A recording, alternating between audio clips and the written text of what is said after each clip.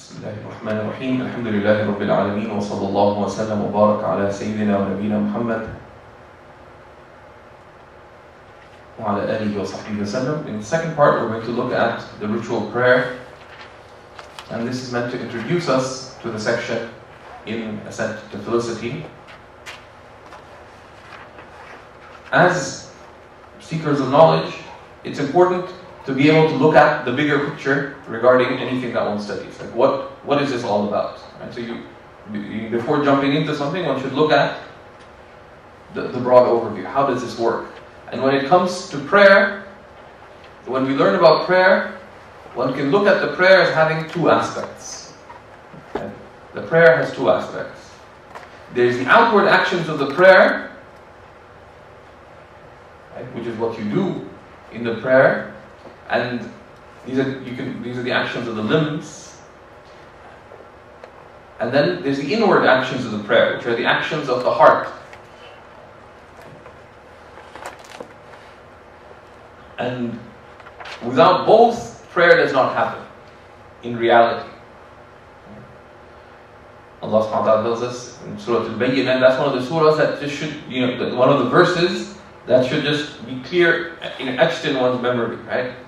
The 5th verse of Surah Al-Bayyinah, وَمَا أُمِرُوا إِلَّا لِيَعْبُدُوا اللَّهَ مُخْلِصِينَ لَهُ الدِّينَ. They have not been commanded except that they worship Allah, making their religion sincere unto Him.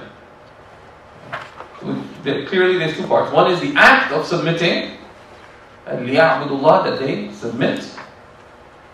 And the other is the state of submitting, which is action of the heart, making their religion sincere unto Him. Right? So deen has two aspects. There's the act of submitting, and there's a state of submitting, right? Which is sincerity. But also, of course, the verse also points to a meaning, وَمَا أُمِرُوا, that all they've been commanded to do is to worship Allah. Which tells us that everything beside, there's things that you have been commanded to do, to worship Allah, but the command encompasses that everything you do should be made into an act of worship of Allah subhanahu wa ta'ala. How? By that ikhlas, by that sincerity. That you do it for Allah subhanahu wa ta'ala. So, you're going to, and I hope so, soon one of you will have to do this, right? We're putting up a projection screen at the hub, so the projector can be more clear. Someone was complaining that it isn't clear. I never look at the projector screen, so I don't know. So you go do, you do these various things in life, right? So Rafi goes and gets the hooks and brackets and puts up the lighting, because they're actually putting up lighting as well. Right? So you do it. Now, why do you do it? Right? It becomes an act of worship with that intention. مُخْلِصِينَ لَهُ الدِّينَ. One does it for the sake of Allah. One's work, one's rest. Technically, one goes to the toilet for the sake of Allah subhanahu wa ta'ala. Right? I mean, just imagine, you enter the toilet as a sacred act, in the sense that before you enter, what do you say? Bismillah, in the name of Allah. Right? And relying upon Allah subhanahu wa ta'ala, needy to Allah subhanahu wa ta'ala. Allahumma inni a'udhu bika min al-khubthi wal khaba'ith. Oh Allah, I seek refuge in you from from the vile ones, male and female. So I seek refuge in you, which is I turn to you, dependent upon you, seeking your shelter and protection.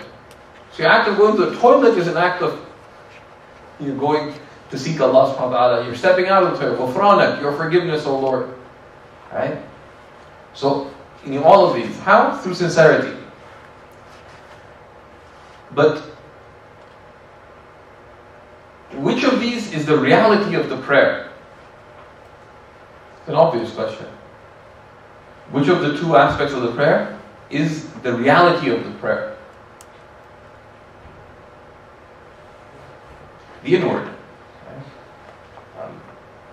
Allah subhanahu wa ta'ala tells us, Allah subhanahu wa ta'ala tells us this in a number of places in the Qur'an, which Ibn Ata'illah reduced to a hikmah, an aphorism. Al-a'malu suwarun qa'ima. Actions are lifeless forms.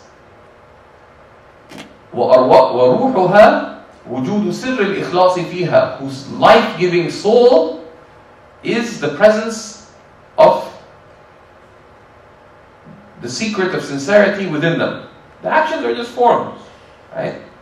It's like a propped up dead body, which only has life if there's sincerity there. It may look like an act of worship, but it isn't unless it has the life-giving soul in it, which is sincerity. But what is prayer itself? What is the definition of prayer? Right? What's the definition of prayer? Okay. I know Ustad Abdul Latif would know it, right? So I wasn't clearing the chat with it if you see the Abdul Latif. I was just clearing it just to get a fresh slate. What is the definition of prayer? There's two aspects to the definition, right? Anytime something is defined, there's first the definition of it, the lexical meaning. What does prayer mean, right? And of course, the word being talked about here is salah. Right? What is salah? Right? And in general, all the key concepts of our deen, to become people who have deep understanding of the deen, we should understand that there's key concepts in our deen. All of them, one should strive to have a clear understanding of their meaning. Right? And how does one do that? One tries to know. And this is an understanding that one builds. But this is one of the things the seeker of knowledge always asks certain questions. One of them, and at some point, inshallah, we'll take these. Imam Zarkashi was a brilliant jurist. In each madhab, the scholars say that there's certain scholars of other madhabs they wished were from their madhab. Right? And there's few people like that Hanafis would ever think about. But if you read Imam Zarkashi, you wish he was Hanafi. He is brilliant, mashallah. He has this incredible book in which he mentions that there's four key questions. There's four key questions, right? But one of the most fundamental questions is, what does it mean? Right? What is what? Right? And that's one of the questions that is the basis of reflection. Like, when you read the Qur'an, something is mentioned, yes, what is it? Right? And you write it down, and then you go and you investigate. So, what is the lexical meaning of salah? In the Arabic language, what does salah mean?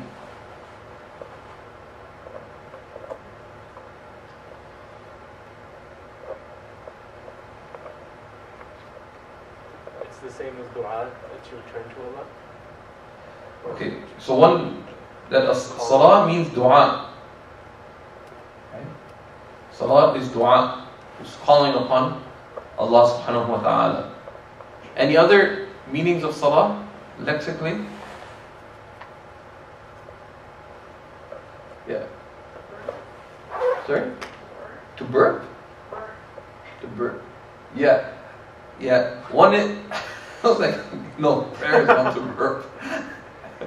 That's what uncles do in Ramadan, right? Because they eat biryani for iftar. For Taraweeh, right? And no, it's not one of the sunnas of Taraweeh to burp, right? There's some masajid. It's nice. I guess it's an externality, right?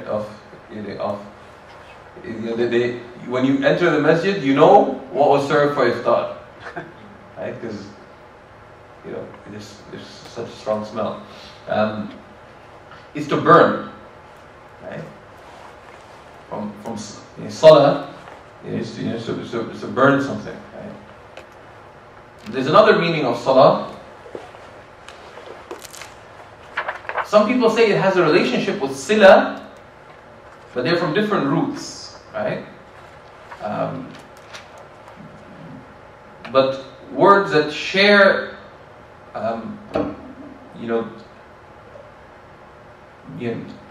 words that have shared root letters, share in their meanings, right? Share in their meanings, because the Arabic letters themselves convey certain shades of meaning, and when two letters are put together, they're clothed in certain senses. And when three letters come together, there's a certain broad range of lexical senses that come from it. Which is why they say, that Arabic language itself is a mu'jiza, right? It is not humanly possible for a language to be as perfect as the Arabic language is. It is not. And if someone doesn't get that, they don't know Arabic, right? So until you understand that, keep learning Arabic, right? Because it's incredible. And this is why they say that why does one study balagha, the science of rhetoric? And in English, of course, rhetoric's been rendered almost like something peripheral, even like quaint. But balagha, the study of the science of eloquence. Imam Jalaluddin al-Suyuti has a 1,000-line poem in balagha called Uqud al-Jumman, and he commented upon it. And whereas Imam al-Suyuti is incredible, right? He wrote around 1,000 books, and he wrote so much that some of his contemporaries said that he doesn't write these books. He goes to rare abandoned libraries and just takes the text and just writes his name on the cover, and which is completely untrue, right? It is completely untrue. He wrote them himself, and there's living scholars who've written that many books, and but Suyuti says that why does one study the science of eloquence, of rhetoric, of balagha? He says because the study of it can be understood to be a condition for the perfection of faith. Because the perfection of faith is dependent upon having deep understanding and appreciation of the meanings of the Qur'an. And without the understandings that the science of eloquence gives you, you're not really understanding what the Qur'an is saying. Of course, it's not the science itself, right? Because the science is a means to having the understanding, the capacity to understand. Right? Someone may have that through other means. Right? You don't, like it's grammar, for example. The point of grammar is to soundly understand and to soundly express oneself in a language. Right? And the Arabic language is fascinating in that sense. Salah, one of the other like possible derivations of salah is from your sides, the salawain, which are your sides, because when you pray, it's tahriku salawain, right? Is to move your sides, right? And it comes actually from racing as well, because when you have two horses that are racing, the one who comes second, will bend their neck, so it will be at the level of the one who's ahead, of their sides. But the most likely explanation of, and the most obvious derivation of, the meaning of salah is dua. And dua itself, what is it?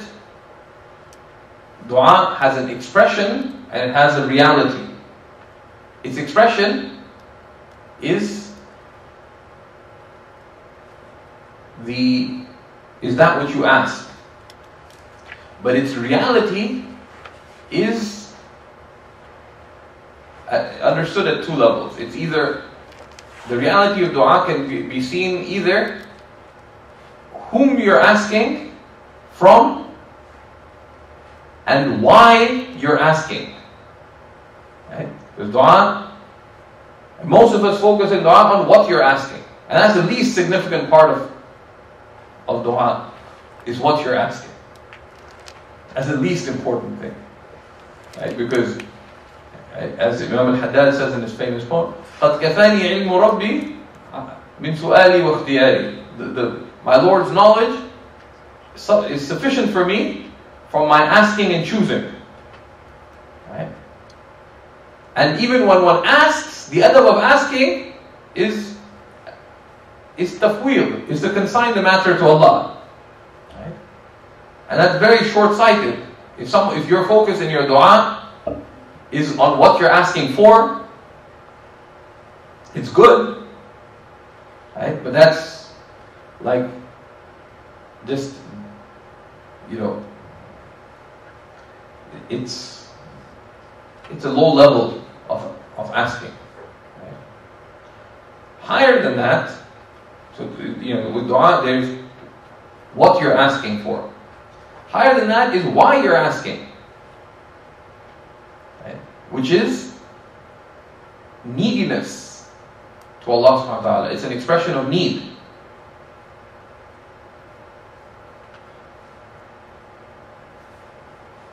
And the third is whom you're asking, which is Allah subhanahu wa ta'ala.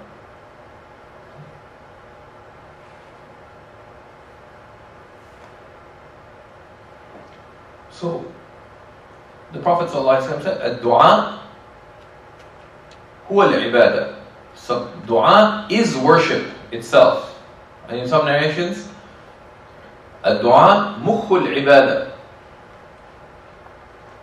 Dua mukhul ibadah. Dua is the essence of worship. Right? Dua is the essence of worship. The mukh is like the marrow of a bone, right? It's the essence of worship. Why? Because what does worship express? It expresses neediness to the one asked. That's the reality of worship, and that's the reality expressed in prayer. Right? Prayer expresses neediness. You are calling upon Allah. Why are you calling? Out of neediness to Allah subhanahu wa ta'ala. And that neediness to Allah is the point of connection with Allah subhanahu wa ta'ala, of sila. Right? So, that's what prayer is about. And a number of the verses, as we'll see, touch upon this reality. Now, when we start looking at prayer, the concern should be, how do I perfect my prayer? What does it take to work towards perfecting one's prayer? We said that the prayer has two parts. There's the outward and the inward. So how does one outwardly perfect one's prayer? One needs to realize that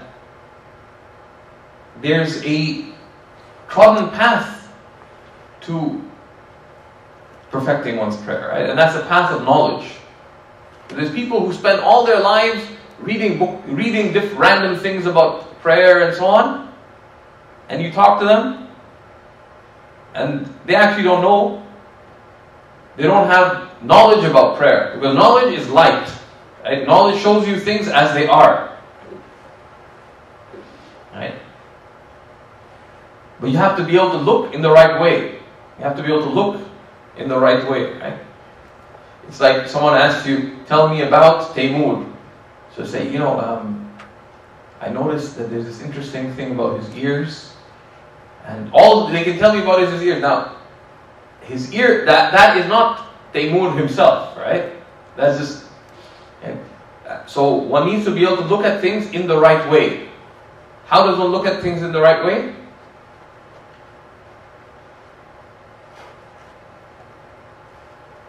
Fiqh teaches us, right, that actions can be classified according to the rulings of the Sharia. And that facilitates one's understanding. And a student of knowledge, or someone who's a believer with understanding, looks at things like that. Anything that they do, they say, okay, what's obligatory? What's necessary? What's sunnah? So those are the things that I'll do. Right? And what is prohibited? What invalidates? What is disliked? So that's what I'll avoid. And looking at things in that way gives one clarity. So you made a mistake. Say, oh my God, maybe I have to repeat my prayer. The believer looks at it that, okay, I made a mistake in prayer, I left something out. What kind of action was it? Was it obligatory? Was it necessary? Was it sunnah? And one will act accordingly. Okay, so one acts accordingly. Right? So one knows, I left an obligatory act, my prayer was not valid. I left a necessary act, my prayer was not sound. It's a sunnah, so I lost out on reward, but it doesn't affect the validity of my action. Right? So anything that one learns, the first step is what's obligatory. Right? And if one does that, the action is valid. Right? That's the first step. One knows what are the obligatory actions. And these relate to validity. In prayer, these are the conditions of the prayer and the integrals of the prayer. If you do those, your action is valid. And there's really not very much to it at all. And this is very useful to know at many levels. Right? But let's say you're traveling to Guatemala City, and you go to a cafe to try, because you've been roasting Guatemala Antigua coffee for years, and now finally you're in Guatemala. Turns out they export all their good coffee. So you're sitting there having really bad coffee, looking kind of despondent because you're disappointed. So someone comes and sits down, and they start talking, and you have a conversation about coffee and Islam, and you tell them actually the coffee comes from our lands, and this and that, and you start talking about Yemen. And actually, coffee was found by one of the awliya. So we talked about the awliya today. Coffee is historically said to have been found by one of the great Sufis, right? Sayyid Ali al-Shadili. And there's actually a coffee shop in Melbourne, and they opened in London, England as well. It's called Saint Ali's. It's dedicated to the patron saint of coffee. Right? And by non-Muslims, they're not. They're not. The owners aren't Muslims. Just he is the patron saint of coffee. Right? So it's actually a really good place. I haven't been, but that might change soon. So you get into this conversation, and the person you're talking to, Hector, he wants to become Muslim. Or, Maria, she wants to become Muslim. Now you'll be leaving next morning. So you say, oh, here, Google how to pray as a Muslim, and you'll find something. No, right? If you know about prayer, you could teach the prayer in 3 minutes. You could teach the prayer in 3 minutes if you know what you're doing. Right? You could, because to get someone praying, what do they need to do? Literally, let's describe it right now. Okay? Say, look, you have to perform ablutions. You have to face the direction of Mecca, and then do these actions. Okay. How do you do ablutions? You wash your face completely. You wash both arms up to and including the elbows. Wipe the front of your head. or more if you want, with a wetted hand, and wash both feet up to the ankles. That's wudu. Then you cover up, and turn to Mecca and pray. How do you pray? Let's say you say Allahu Akbar, it means God is great, and you stand.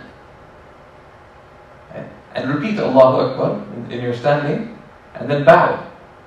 And repeat Allahu Akbar in your bowing, that God is great, and then stand back up. And then you prostrate twice by placing your forehead on the ground. And after that you get up and you repeat that. And you just describe that and that's it.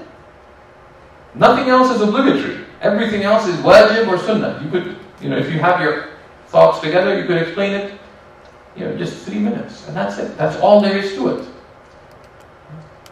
And, a lot of times people, become Muslim and it's like the 6th month and they're still like learning how to pray and they still haven't gone through it.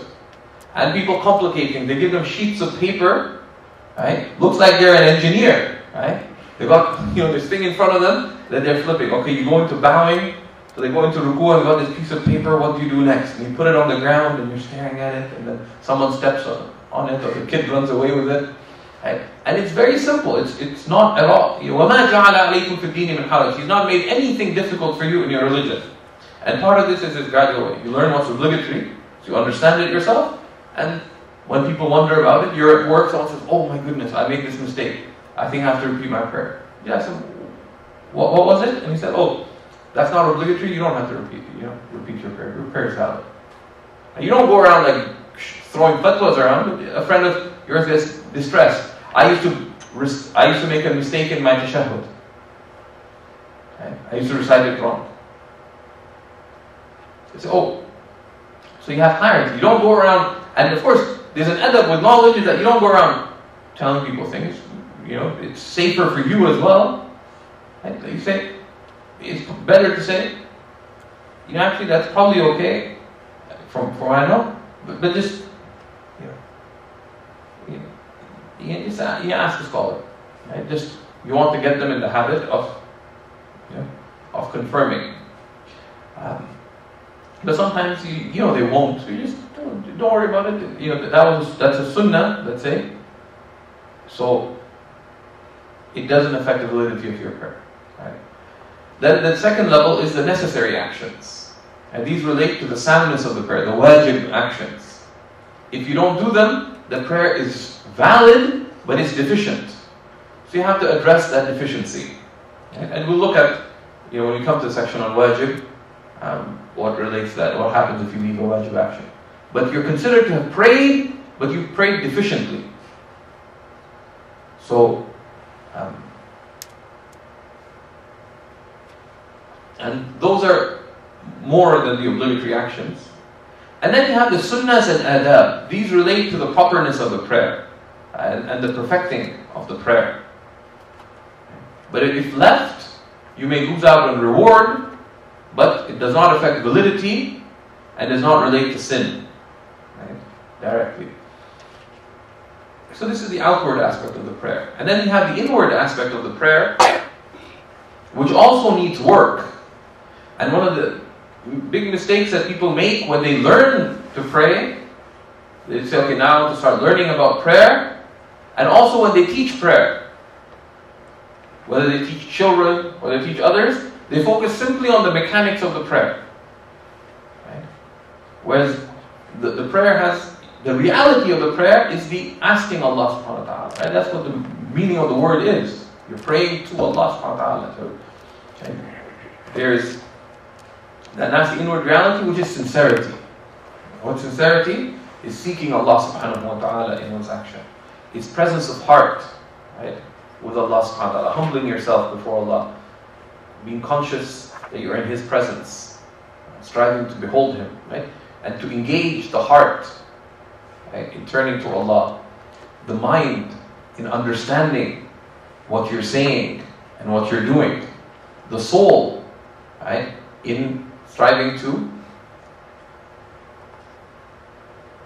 experience the meanings of beholding Allah, and the meanings of closeness to Allah, the meanings of love of Allah, of contentment, etc. And that's the reality of the prayer. It's a complete turning to Allah subhanahu wa ta'ala with all one's faculties in reality. And something that, as we go through the section on prayer, everyone should strive to do, is to read about what Imam Ghazali mentions about the greatness of prayer. And you can find it in English in this work, Inner Dimensions of Islamic Worship. He also covers purification there. The whole work has been translated into English and is on the al-Ghazali.org website. If someone can share the link to that. The translation isn't all that, but it does convey the meaning. But Mukhtar Holland's translation is really top-notch. It's called Inner Dimensions of Islamic Worship, and that's something that one should make a commitment not just to read, but it's one of those core texts that should be a constant companion in life. Because the Prophet ﷺ said, "As-salatu khayru mawdu'." Prayer is the very best of matters. Right? And if you look at what Allah subhanahu wa ta'ala tells us about the greatness of the prayer, and these are verses that you should try to go back and look at their tafsir, right? And to reflect on them. In Surah An-Nisa, in the 4th surah, verse 103, Allah subhanahu wa ta'ala tells us, فَإِذَا قَضَيْتُمُ الصَّلَاةَ فَاذْكُرُوا اللَّهَ قِيَامًا وَقُعُودًا وَعَلَى جُنُوبِكُمْ. When you have completed prayer, then remember Allah standing, sitting, and reclining. Okay? So once you finish the prayer, what are you supposed to do? Outside of prayer, to strive to be constant in remembrance of Allah subhanahu wa ta'ala, standing and sitting and on your sides. So that's what you do outside of prayer.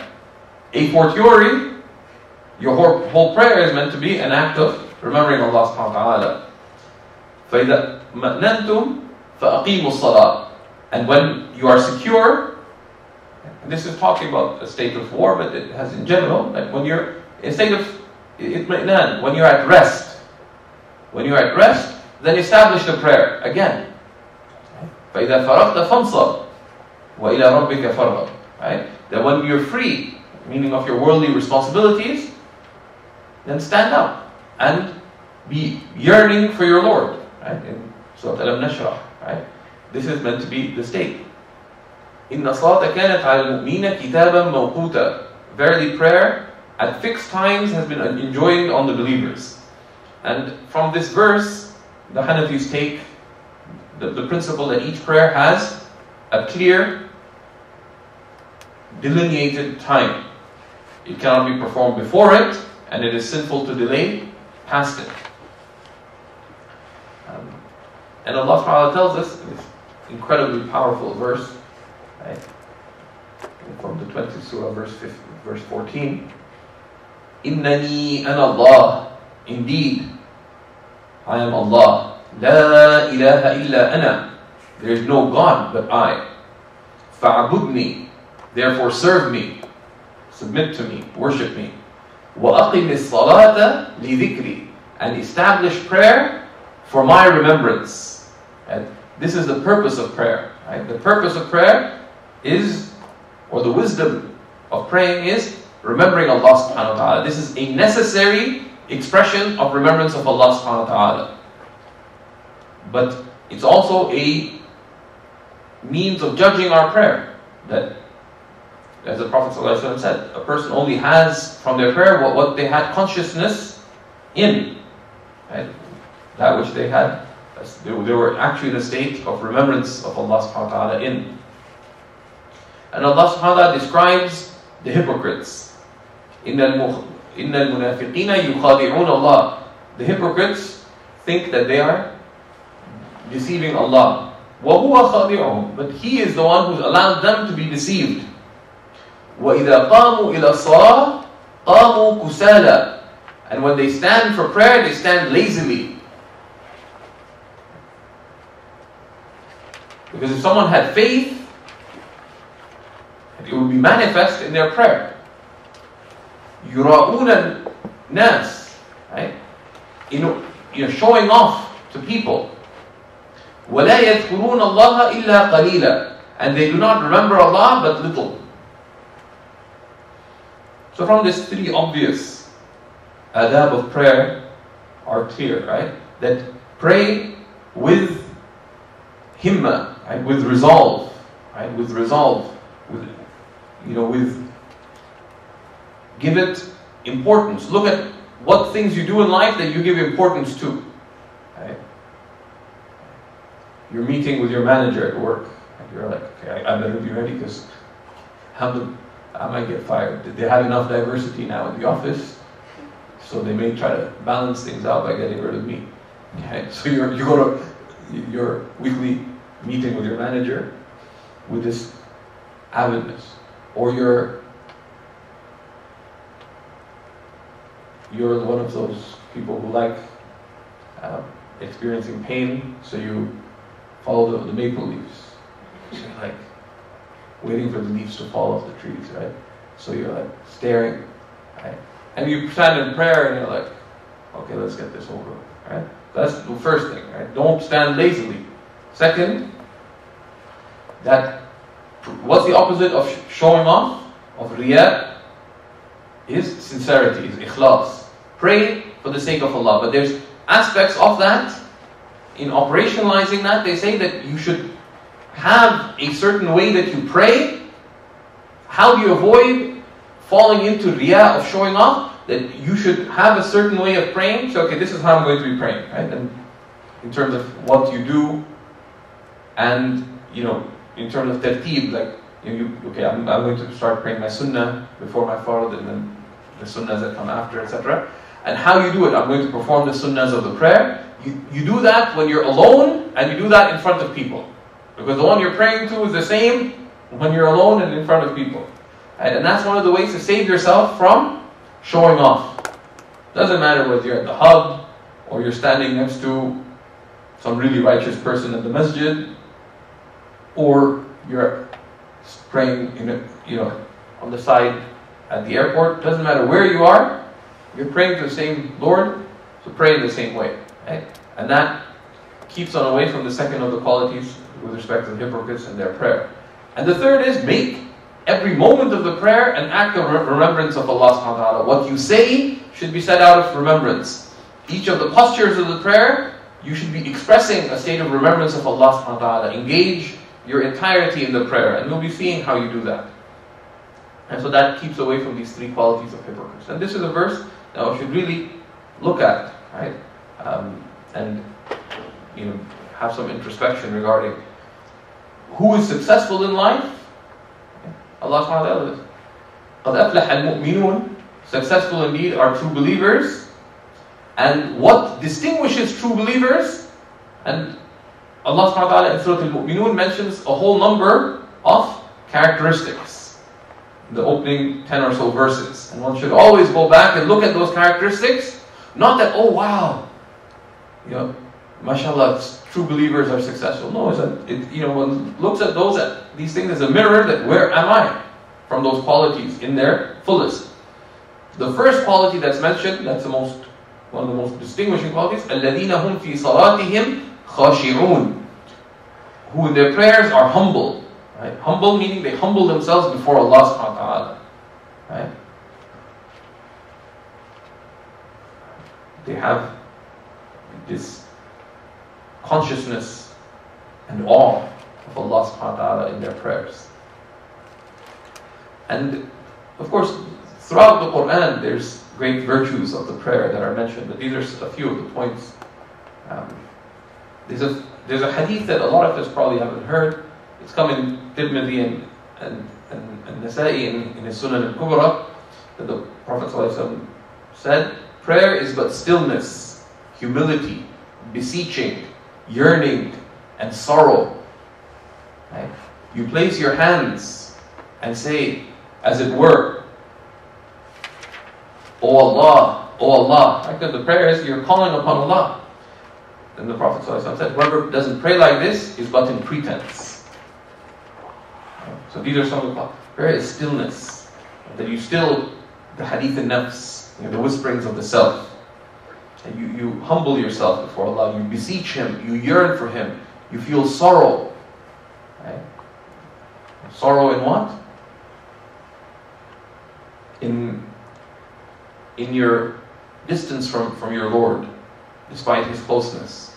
In your weakness before your Lord, despite His power. In your love of Allah subhanahu wa ta'ala, despite your failing the duties of love. Right? And you're calling upon Allah. Right? Every state in the prayers, it's as if your lisan al-hal, the tongue of your state, is saying, "Oh Allah, oh Allah." Right?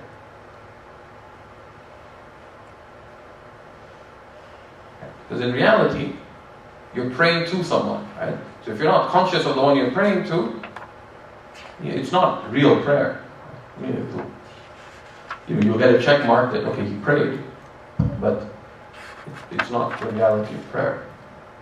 Right? And which is why the Prophet ﷺ said, pray, like when you pray like one departing. Right? When you pray like one departing. When you're leaving, this is the last prayer you're going to be performing, how would you perform it?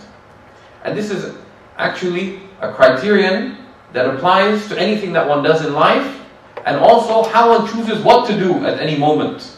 Right? Ibn Ajiba, rahimahullah, says that there's a few ways to look at how one should do something. And one of the tests is that if you know that when you finish this action, you're going to die, or at any point in this action, I will die, how will you perform the action? And this is the last thing. And إِنَّمَا الْأَعْمَالُ بِالْخَوَاتِيمِ. And you know that actions are by their endings. This is the last action I'm performing. How will you perform it? Then perform it in that way. Right? And it applies to choice. When you choose what to do, you ask yourself that if I were to die, after this choice, which choice would I want to be died upon? Right? And that's a way to choose between actions as well. And we know the hadith related by Bukhari Muslim of the metaphor of the running river, right? Related by Abu Hurairah, that the Prophet ﷺ asked that what do you think would happen if there was a river in front of your house, in which by the house of one of you, in which they wash themselves 5 times a day? Would anything of dirt remain on you? The Sahaba said, no, Ya Rasulullah. Not a scrap of dirt would remain on such a person. The Prophet ﷺ said, that is the example of the 5 prayers. يَمْحُ اللَّهُ بِهِنَّ الْخَطَايَا. Allah wipes out wrongful actions through them. Okay. But Allah SWT has placed that ability in it. But you have to immerse yourself in the prayer. It's like you have this river in front of your house. If you just dip your hands in it, you'll clean your hands. Right? But part of the metaphor of the running river is that prayer is this mighty river. But you only clean what you wash. And Allah has given this mighty, this incredible, powerful, purificatory reality to the prayer. It purifies you from sin, from delusion, from doubt, from lack of faith, from confusion, from everything. But you have to immerse yourself, right? Your head won't get washed just by being next to the river. You have to, and you have to wash your heart. You have to wash your mind. You have to wash your entirety. And that's why every part of you is engageable in the prayer. Right? But you have to engage. Right? And this purificatory reality of the prayer is also highlighted in the hadith in Sahih Muslim from Sayyidina Uthman ibn Affan, who said that I heard the Messenger of Allah ﷺ say that there's no Muslim who attends a prescribed prayer after having performed wudu well, which is perform wudu with fulfillment of the obligatory actions and the sunnas and the proprieties, with sincerity and with consciousness of Allah throughout the wudu, and is humble in the prayer, in its standing and in its bowing. If anyone who does this, it will be an expiation for all the sins that preceded it, as long as one avoids the enormities. As long as one avoids the enormities. And the Prophet ﷺ highlighted, this will always be. This will always be. That this power of the prayer is not just that right now. Right? It's so powerful. Because they were in a time of incredible difficulty and incredible spiritual potential. It's not just for you guys. Right? This is till the end of time. So one must make the most of that. Right?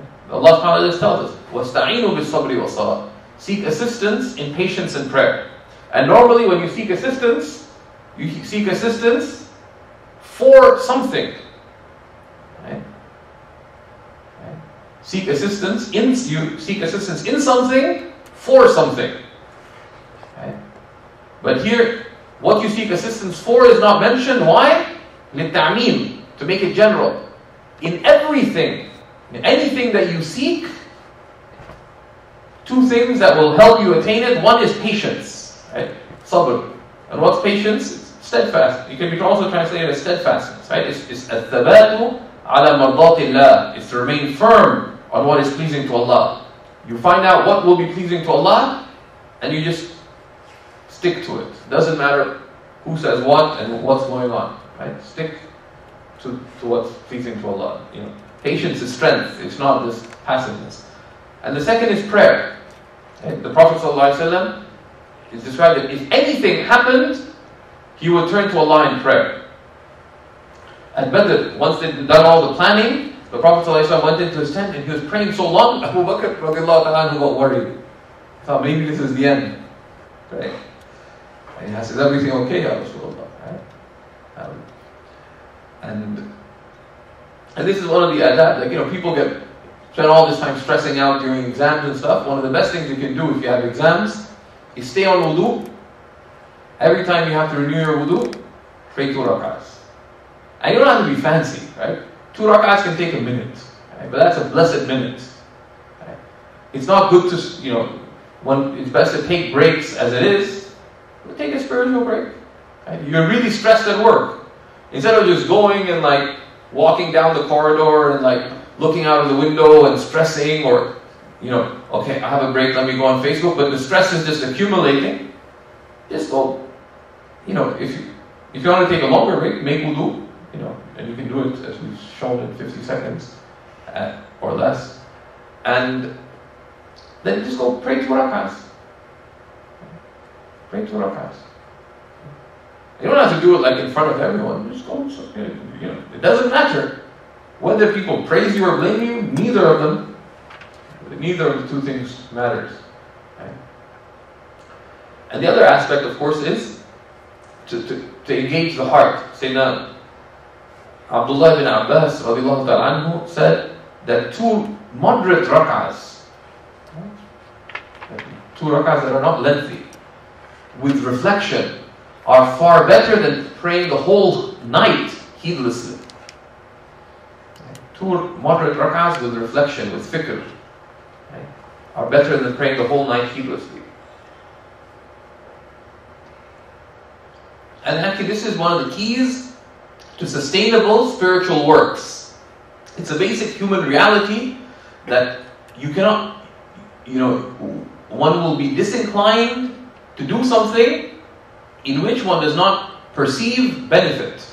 It's an obvious thing. If you don't perceive benefit, you'll be disinclined to do it. Right? So, a lot of people say, I want to, let's say someone has missed prayers to make up. He says, I'm going to do it really quickly. You can't sustain that, because if you pray hastily, you won't find benefit in it. And if you don't find benefit in it, you won't find it easy to sustain. Which is why Imam al-Haddad says that the concern of the righteous is not merely in actions, in doing things, but rather The concern of the righteous is excellence in actions.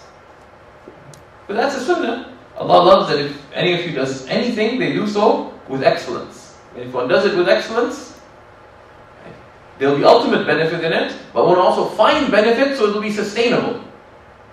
It will be sustainable. And inshallah, I just want to touch upon what Hatim al-Asamm says. We'll perhaps Sister Salima or someone, we will share this quote from Hatim al-Asamm in the forum. It's there on the Seeker's Guidance blog. Hatim al-Asamm was one of the great early Muslims, was giving a lesson. So one of the righteous came to him and asked him, do you pray well? So he's like, if you don't pray well, what are you doing telling other people about their deen? Right? So he said, I do. He says, what? So tell me about your prayer. So he explained. It's one of the most comprehensive and powerful summaries of the sunnah of prayer. Right? He said, when I pray, I fulfill the divine command. Right? And this is related to Abu Nu'aym in Hilyat al-Awliya. And the person who asked him, his name is al-Asamm ibn Yusuf. So he says, I fulfill the divine command. Right? Meaning that I pray as Allah has commanded me and as the Messenger has shown me. Right? I pray in accordance with the divine command, and my prayer is an answering of the divine command. Aqimu salat wa aqim as-salata li dhikri. Right? I fulfill the divine command. I walk to prayer with reverent awe. I enter the prayer with intention and resolve. I give the opening takbir with true magnification of Allah. I don't just say it with the tongue, but I feel, the greatness of Allah subhanahu wa ta'ala. I recite the Qur'an in a distinct and measured recitation with reflection. When I bow with reverence. I prostrate with humility. I sit for the tashahhud fully. And both outwardly, I don't just rush through the tashahhud. I give it its due in saying it and in the posture, but also in engaging the heart in its meanings. And we'll be looking at the meanings of that. I give the salam properly according to the sunnah. And from that is, the outward aspect, one says it, Assalamu alaikum wa rahmatullah. In some schools of Islamic law, if you say Salaam alaikum wa rahmatullah without the al, your prayer is not valid. And that's not the position in our madhab, but because the command is to say Assalamu alaikum. Right? People say Assalamu alaikum wa rahmatullah. Right? And one says it properly outwardly, and it is a greeting. Have you considered, who are you greeting when you say Assalamu alaikum wa rahmatullah?